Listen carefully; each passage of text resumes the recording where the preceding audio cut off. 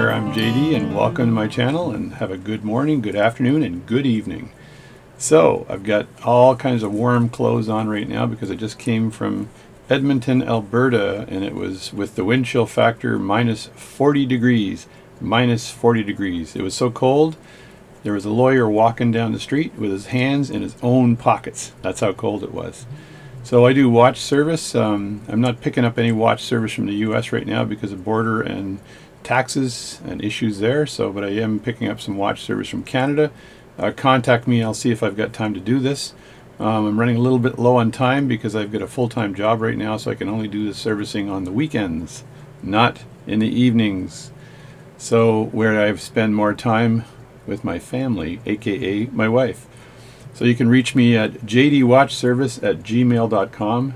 For you people that don't read out there, jdwatchservice@gmail.com. Thank you very much.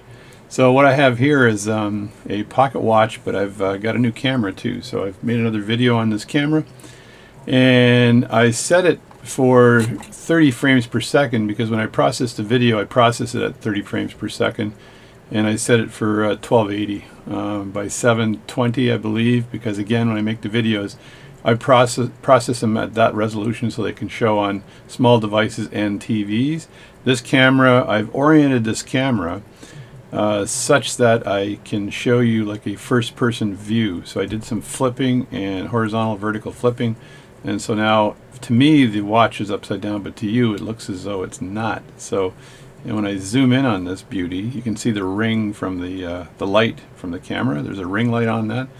This is a Dingwall watch, and the Dingwall watch, very funny name. I don't believe this is a North American watch, but it's a Dingwall watch, and it is from a very nice lady named Christina. So this watch I'm going to be disassembling and cleaning and reassembling, but this video I believe will be the Dingwall video. Oh yeah, the Dingwall video. So we will start to disassemble this watch, and let's see what this little puppy doggy looks like. Alrighty then, today we're doing a little bit of work on the Dingwall pocket watch. So first things first, this watch, pull out the stem on this watch, get the ring light on. Maybe I should turn that off so you can see what's going on. But if I look at this watch and I set it up to 12 o'clock, it looks like it's not at 12 o'clock. So it's, or the 12 o'clock on the minute hand looks like it's 1:30ish. So someone was playing with this watch before, and not a good thing. So I already checked the amplitude of this watch, and it's actually pretty darn good. But I'm not going to bother doing this again. I just want to reassemble this or take this watch apart. So here's what the Dingwall watch looks like. I think I'll turn off that ring light and see what happens here. Alright, this is with the ring light off. It actually works pretty good. So I think for doing the watch work though, I think it's good to have it on.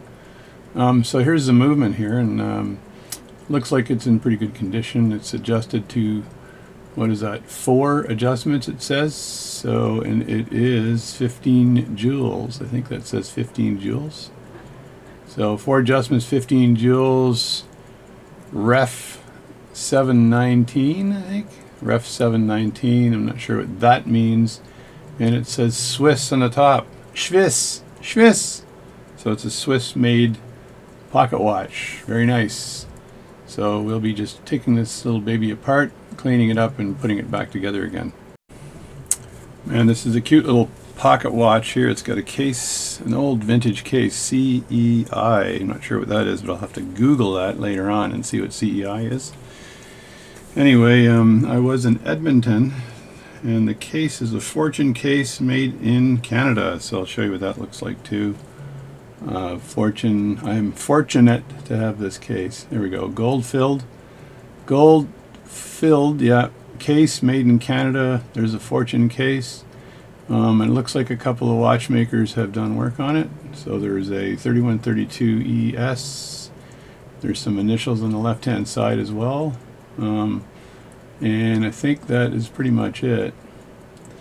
I could try to clean off all this stuff after it's cleaned up and not leave any fingerprints on this movement at all. So I'll put the glovies on after the thing is cleaned up a bit.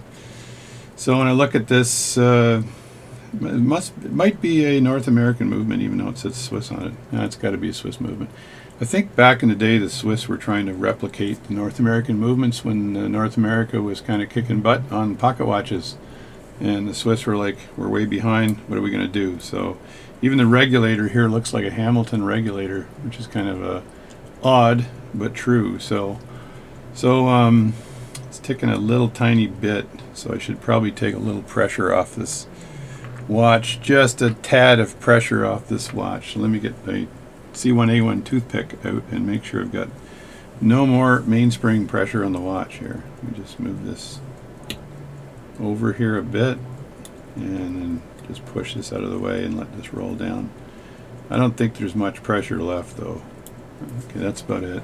It was like a 2-degree wind. Anyway, it was so cold in Edmonton that I saw them chisel a dog off a fire hydrant. That's how cold it was. It was so cold in Edmonton that the Salvation Army surrendered. That's how cold it was. It was incredibly cold. So the first thing I'm going to do on this watch is remove the face of it, and then remove the movement, and then remove the hands. I think I'll take the hands out actually before I remove the movement. That way there's no chance of anything getting marred at all. Marred. So I'll set these hands as close as I can to the top, and then from there I can just remove them as a pair. So there you go. I'll remove the second hand first so that that doesn't get in the way of anything, and just get that out of the way. Where's my little plastic sheet? I got me a little plastic sheet for removing hands. Should just be able to look over, and there it is, right? Why can't I find the plastic sheet? Do I pause, or do I keep looking for the plastic sheet? There's a big plastic sheet. It's good enough. So I'm going to see if I can grab underneath this and then pull it up. Sometimes the plastic sheet is actually too much, but not in this case. So there we go. So that's the seconds hand. And I stack this stuff inside the crystal usually, like that, just to get it out of the way. And then the minute hand and the hour hand. I got a new technique that I saw from Mark the other day. Everybody in the watch world knows who Mark is, and people that are doing watch work. And he used the big hand grabbers, which is great because it provides more surface. It takes the force and spreads it over a larger surface area, which prevents cracks. But he uses the edge of the hand remover, like so, and just pushes up with the edge. I said, that is a beautiful, beautiful technique. As techniques go, ace, Mark, absolute ace. So I just grab these hands carefully and put them aside, and I try not to touch the face with my tweezers. Now I've got everything stacked in here nicely and out of the way. So the Dingwall phase 1 is done, and I can rest this on the mat here when I turn this around, because the mat's all soft. Someone asked me what this mat is, and it's a dollar store mat, so it's nothing special. Normally I'd put the crystal back on and loosen this up, but I can, because I don't have the hands there anymore, I'm not too concerned, and I don't need a movement holder for doing this. So I can just untighten these here, or untighten, or loosen is another word for untighten, and just put the screws out of the way. I'm going to be running this watch movement through the through my new cleaning machine, my Pearl, You Are My Darling Girl, which is a song from the Beverly Hillbillies, for you people out there that remember the Beverly Hillbillies. And this should just pop down and into my hand. What do you think? Will it do it? Yep, there it is. So there's the movement.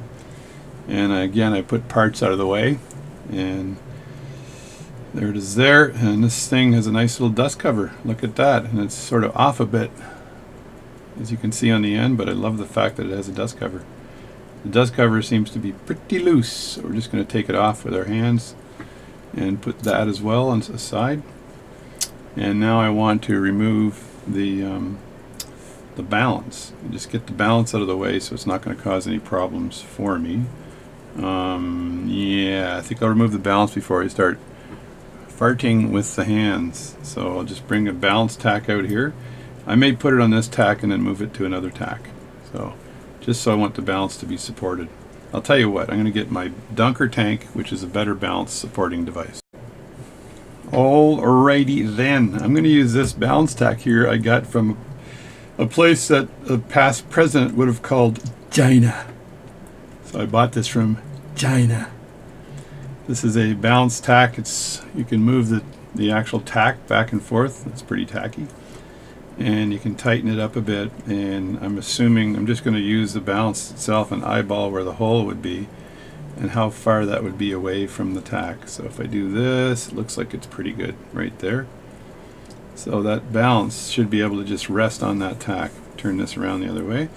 And this balance tack has got two extra little thingamajobbies right here, so you can screw those in as well. I took some material off of this so I could screw it down further. It's got another one of these tacks as well. So I should be able to just unscrew the balance here and then rest it on the tack.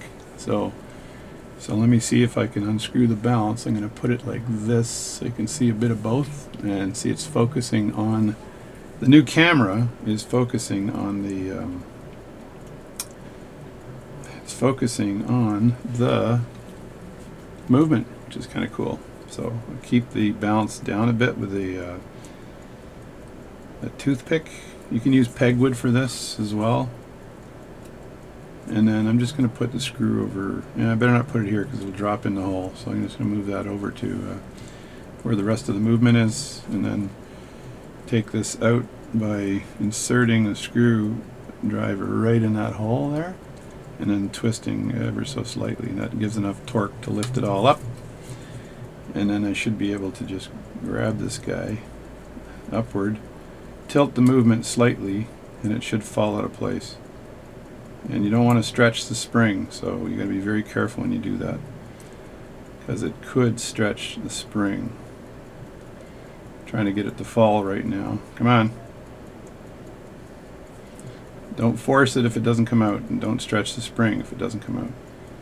So I'm going to put it back down again, and I'm going to get another pair of tweezers out here so I can do this job properly. Alright, plan B. Grab the balance again. Get a second pair of tweezers out here just so I can lift this up a bit. Like that. And that way I'm not forcing anything. And as I put this down, it should fall right through the hole, and it does.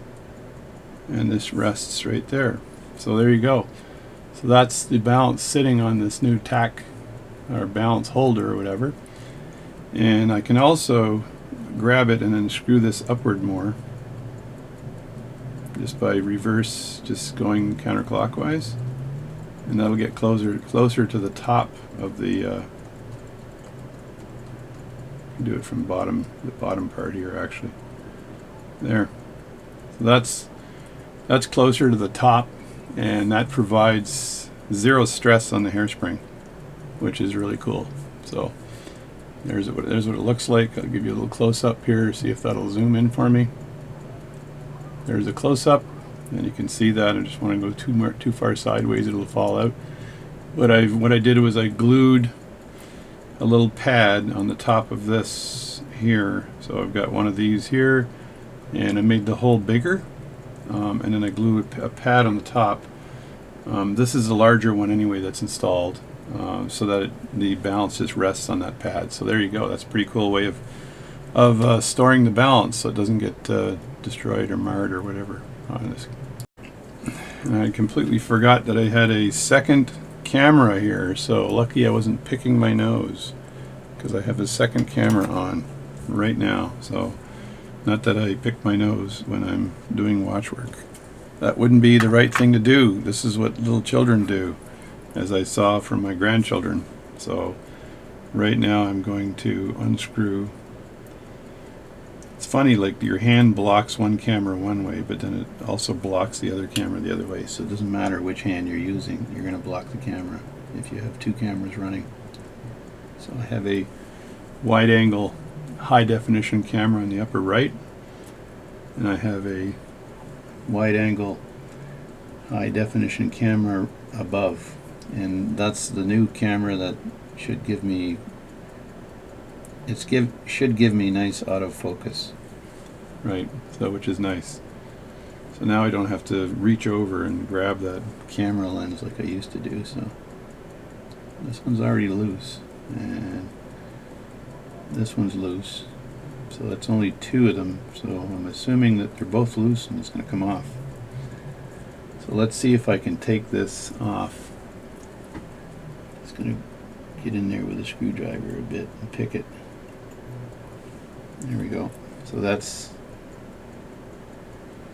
what I've done, is I've trimmed my fingernails, which are great for sticking under this, by the way.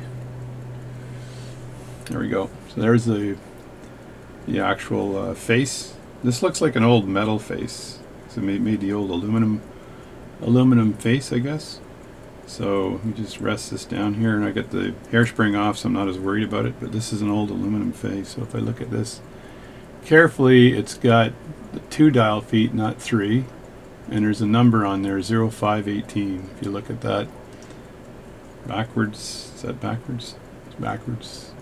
Yeah, 0518. That's the I guess the company that made this watch, which we're going to look up, the Dingwall company. So if you're curious about Dingwall, it sounds so British. So the Dingwalls. So there, I've got the dial washer here on top of the center wheel. I'm going to move that out of the way. And like I said, when I do watch work, unlike somebody said to a bunch of other people the other day, and you know who you're talking to, I'm talking about you, Paul. There's the cannon pinion. Move that over here. That I do organize all my parts such that I can find them after. So, contrary to popular belief. So there we go. Now I actually want to put this in my Myers number 58 movement holder. Alrighty then. So I have my Myers number 58 movement holder. Just a quick look at this for a second. This has different adjustable movement holders that slide onto the top. There's a spring right here that provides enough tension to keep these on, and these are little slide rails here that kind of slide in like this. And as you can see, let me just slide this in like that, and there's one on both sides, and it can take any size watch or pocket watch. So this is threaded, and there's a button here, and you push that button and it ignores the threads like that. And then when you let go of it, the threads are now in place, so it's grabbing that, and then you can turn this like this to tighten or loosen. But as you can see, it's also spring loaded on the end, and that spring loading of this prevents this from having too much pressure on the movement. So when you grab that movement and you screw this in like that, you feel it snugging up, but it's only snugging up to the actual tension of the spring that's in there. So which makes it a very safe movement holder for watches. So watches and or pocket watches. Now, very careful here with the seconds pivot. So if you look here, there's a second hand pivot. So when you put this watch down, in this case here, when I put this watch down, the center wheel and the edge is protecting the seconds hand pivot, because there's a rim here, right? If this rim wasn't here, that could be flat on the ground, which would bend that pivot. And if it bends the pivot, you need to get another fourth wheel. So, and you don't want to have to do that, which is a pain in the butt. And also when it's protected, when I put this in the watch, there's that, or the movement holder is no issue at all. So I clamp it into the movement holder like so, and then I push it like this. You can push it without pressing the button like that. Just, it'll click. So without a problem. So that's in there now, but it's not tight, as you can see. But if I just turn this a few times, it tightens it. Now it's tight, but it's tightened to the spring pressure that's in here. See, if I do this, There's still some leftover spring pressure, so you don't have to tighten it too much. And this is in Meyer's number 58 movement holder. I'm telling you folks, it's the best movement holder I've ever had. Somebody told me you need to get one of these. I would recommend anybody who's doing watch work to get a Meyer's number 58 movement holder. Now I'm hoping that when I basically unscrew all this, that I'm not going to have big issues. So, and again, I think I want to put gloves on for this because this is nicely polished, and I don't want to put fingerprints on it right now. So there we go. So I've got these really nice latex gloves, and I'm coming in from the left-hand side, so I think the video might be inverted the other way. So I should try to invert that video the other way. What do you think, folks? Well, I've changed my mind because you still want to be able to see the word Dingwall, and you don't want this thing to be inverted or anything else. So this is actually a pretty good view. So I've got my gloves on, so now I can put a little bit of pressure on the top here and see if I can loosen up the wheel here. See how tough somebody has put this all on with. Hopefully not that tough. So I do tend to group the screws and group the parts because I don't want these parts to go wandering, because sometimes the screws are different on these than you need to think, right? So I think I need to get in deep and dirty with this one here. It doesn't want to come out.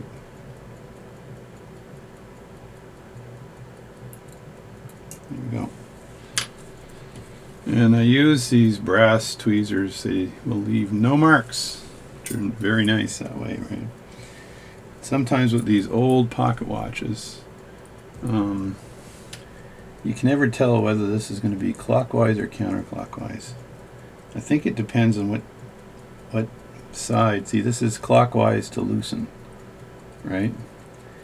And I think if this is on this side and this is on this side, then it's clockwise. So let me look those up right now. Alright, so you've got here the crown wheel, which I was actually turning the screw clockwise on to loosen, and this is the ratchet wheel, and this should be the click screw, as they say here, or the click. That's just the click screw is on the top.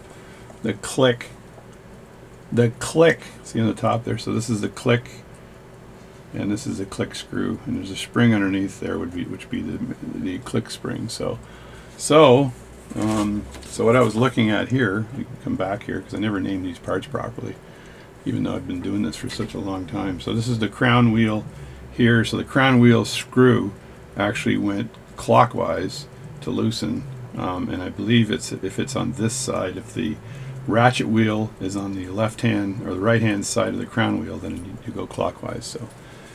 So and I'm not sure if that shows inverted or what, but that is the scoop, and that's from my TM 1575 manual. Oh yeah, it's a U.S. Army pocket watch maintenance manual from the 40s, I think. It's an old manual, I'm telling you, it's old as heck. So I think we should just be able to flip this up, just work it up, and these parts go together, as I said before. Unlike somebody said in a big meeting. I'm hoping Paul's watching this right now, so he's laughing. So the boys of the Watch and Clock Collectors Club will give me shit. So I've got a glove on right now too, which makes me perfectionist. So I just loosen these screws here. Actually, they're not too bad. I've had pocket watches that are well over 100 years old where those screws are cause all kinds of problems. So I loosen the screws and take them all out one at a time, like that, and then I group those with the plates. Even though in this case here there's 3 screws, 3 holes, it shouldn't be too screwed up. Pardon the pun. So there's the screws, and you can see on the other camera upper right hand side as I group the parts. I'm an old part grouper from way back. There's also a little slice in the side here that you can put your screwdriver in again, and then just twist it, and it'll raise the plates from the studs that are sticking in the hole and aligning it all. So you just want to raise everything straight up in a pocket watch. You don't want it to be in a situation where it can jam up or bend anything. So, and then once you've got it like that, you can reach under with your tweezers right under where the mainspring is and lift it straight up like that. So there we go. So that's it there. I may leave the click spring where it is. It serves no function other than the click. So this will go get washed, and I'll oil that up after. Some things I just don't take apart because I'm worried about the spring themselves because of the age. There's the barrel, the mainspring barrel. It looks like it's in pretty good condition. You can usually lift the mainspring barrel out from under the center wheel without a problem, like that. And I will take out the mainspring.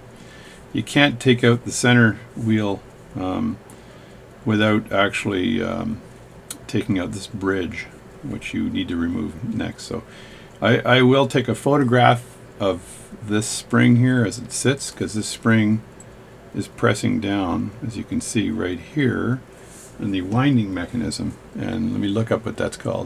As you can see upside down in my old manual, there's all kinds of different configurations of the setting and winding mechanisms. And this is a different configuration altogether, so I couldn't for a second tell you what the name of it is, but I know that A, they've got this as a pinion, right, and B as a clutch wheel, right. I believe this one here is called the crown wheel right here. So I think that's the crown wheel. But you guys can call me up and correct me. If I found the right watch type, I'd get the right name, but that's the crown wheel, I think. So I usually use my iPhone and I take a quick picture of the settings of the mechanisms just in case I need to refer to it again later on for taking this watch apart and to make sure that I've got the right mechanism, they're in the right place. Another thing is your phone case here has a magnet on it right here. Keep that away from watches so you don't have issues with your watches. I will do a watch check in a few minutes so that you can see what's going on here. So what I will want to do now is I want to remove this here and just grab this and take it up. Right, I should just be able to grab that and pull it up, put it aside here. That'll go into the wash bin. And then I want to take out the wheels here, so just have to loosen this all up. Again, I'm not sure if this is attached as a full bridge or if these are secondary bridges. So I think they are secondary bridges. This is interesting. So this one here is strictly for, yeah, this bridge itself is just for the escapement, which is interesting. I don't think I've seen a bridge that's just simply for the escapement. That is strange. So that just comes on here, and that's the escapement bridge and then the screw. And maybe these are all separate too, which is very unusual. So I'm going to take this one out first. That's not North American for sure. That's European. And I'm a pooin'. Sorry about that. I had to say that little bathroom potty humor. Somebody said if you swear a lot, you can be trusted. I just like to say that I'm a very trustworthy guy. So I'm keeping the parts together, as you can see. I'll get that center wheel out of place here. And just grab that and lift it straight up and put it out of the way. So that's out of the way. I'm going to remove the bridge here for the 1, 2, 3, 4th wheel. So I want to be very careful with the 4th wheel here, because this is the wheel that holds the seconds hand, and that's going to go straight up. Otherwise you can get in trouble when you're working on that. So that's the wheel that has the seconds hand on it. So I'm just going to kick this up just a tiny bit. I do not want to bend the seconds hand at all. So I just want to loosen this up from where it's studded in, like that. So I just use my finger on the top as I turn that, as I put my screwdriver in here and twist, and that way it doesn't pop out of place. And then I can grab the bridge and just take it straight up like that. And then I can take the 3rd wheel here, which is like the intermediate wheel, and lift this straight up. like this. There's the third wheel, and I'll grab the pinion of the fourth wheel, and you can see there's the will that zoom in for me, you think, if I do this? I think if I hold a black glove against the background and do this, I'm going to have a really nice zoom. It'll zoom to the black glove anyway, right? So there we go. That is a zoom-micious. Is it going to zoom for me? These cameras and their zooms, they all have personality. So you can see the pivot on the top. It's zooming on my glove, but there's the pivot. And there you go. That's the second wheel pivot, and I'm holding it by the pinion very lightly. So I'm able to hold a screwdriver lightly and turn my hands as I do it. As you can see it in the screen on top, I use this finger as I apply pressure, and so I can always rotate the tweezers. I said screwdriver, but the tweezers without dropping the part. So if I drop the part, it's your fault. So there we go. So that's that, and I take out the escapement now. Nice and easy. It's a tiny escapement. And then I want to unscrew the plate for the pallet fork. Right? Right. And make sure you have the right screwdriver. This screwdriver is a bit too small for that job. So I'm going to go up to my red. And the color coding on these screwdrivers are pretty much all the same. So again, I hold the plate down while I'm doing this. I should either edge the camera over or just move it like that. There we go. That way the plate doesn't jump and perhaps twist the pivot. So I don't want that to happen, because that will ruin it. And again, with the pallet fork, as I've said many times in these videos, I need to get a little closer here. You want to take the bridge straight up again if you can, so it doesn't do anything bad with the pallet fork. And here I'll just get my screwdrivers out of the way here, and I got to get in close with my loop. There's my loop configuration here with my airy loop, it's called, and it grabs the lens, which is really nice. That's an airy loop, as you can see in the other camera. So, and this is how it grabs the lens. And there you can see a close-up of the loop with a close-up of the loop. There you go. So I flip that loop down so I can get in nice and close here, and again put my finger on top just so this doesn't ride up on me, and see if I can get that loose. So I was able to loosen it, and then can I lift the bridge up? And that's the question. Yeah, I can.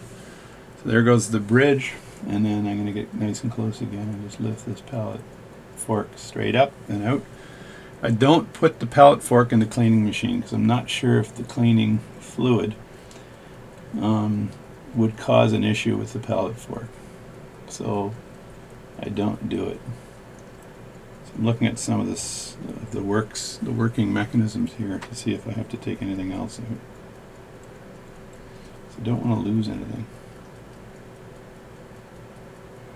This thing here there's a half-turn screw here, which I don't want to play with. So I also want to make sure that the face screws are still there, and tighten those up so I don't lose them when the movement is getting cleaned. So just take that here like that and tighten that up. And as you can see from the hole, see if I can zoom in on this. I'm a zoomaholic now.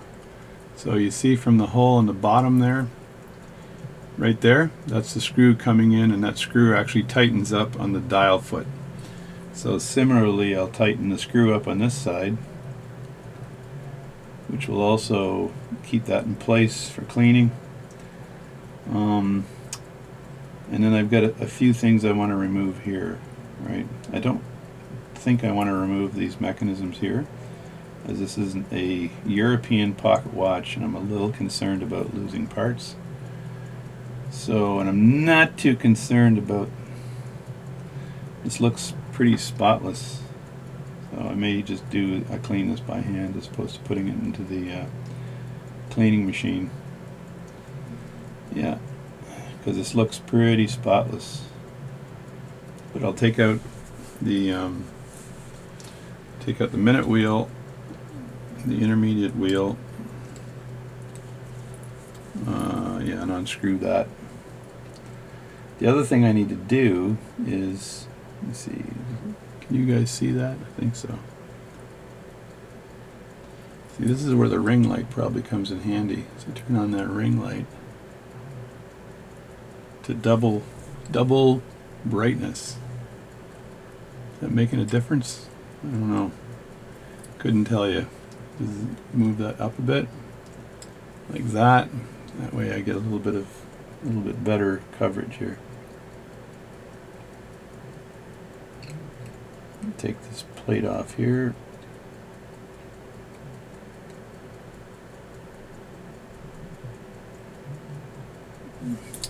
Again, you got to be careful you don't lose the screws for these, because if I do, I end up going screw hunting, which is not a sport I like.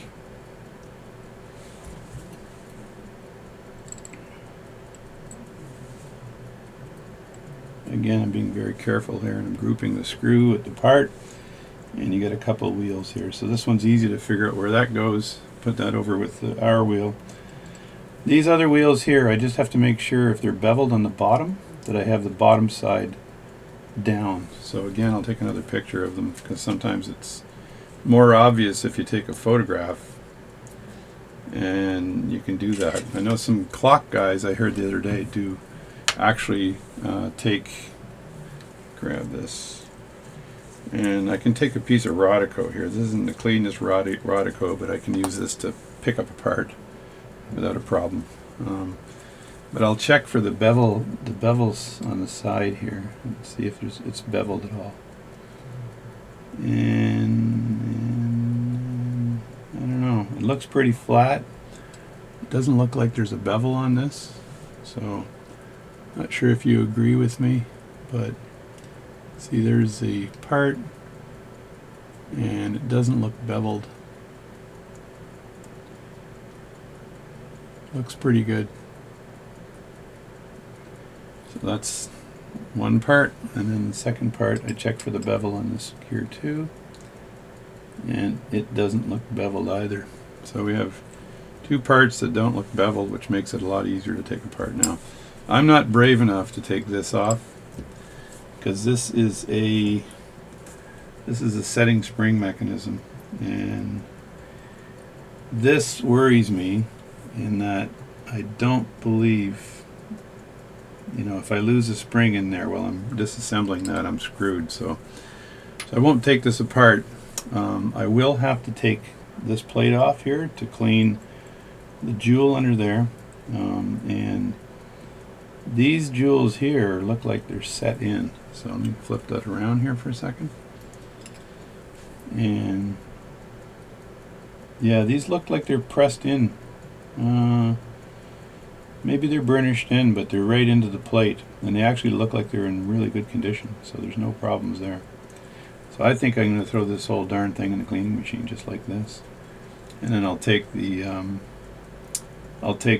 cap jewel off the top here.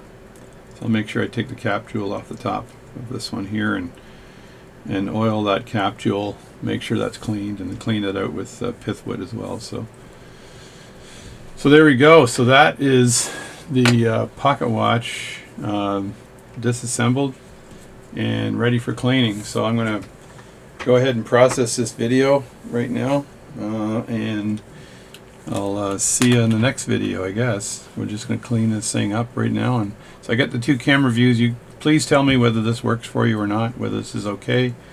You can comment if you think I'm a chicken and don't want to take this mechanism out or not, because this is an old European watch. If this was it's a Swiss watch, and if this was a Waltham or a Hamilton or one of those watches, it wouldn't bother me at all, because I know I could get the parts. But it's not, and I don't want to have to turn a guitar string into a spring, or a piano string into a spring, piano string into a spring, or something like that. So, and it will not impact one iota the functioning of this watch. So I will clean it and dry it up completely, and then maybe I'll be brave and take this out to oil it. So maybe. Anyway, so don't write me and tell me I'm no good, please. So so let's stack this in the let's stack this in the cleaning machine cage. So I already have one stacked from one I have to reassemble here, and that's one I did a week ago, so I've got to take this and reassemble it, but I was off on a little vacation break for a while, so I'm going to fill up. I've got another can here that I'm going to fill up, and I don't think I can fill that up until I empty this one though, because I don't have enough mini jars. So let's just call this a wrap, and let me reassemble the other watch that will allow me, give me the free canister to work with. So once again, thanks for watching my videos, and I'll be back soon.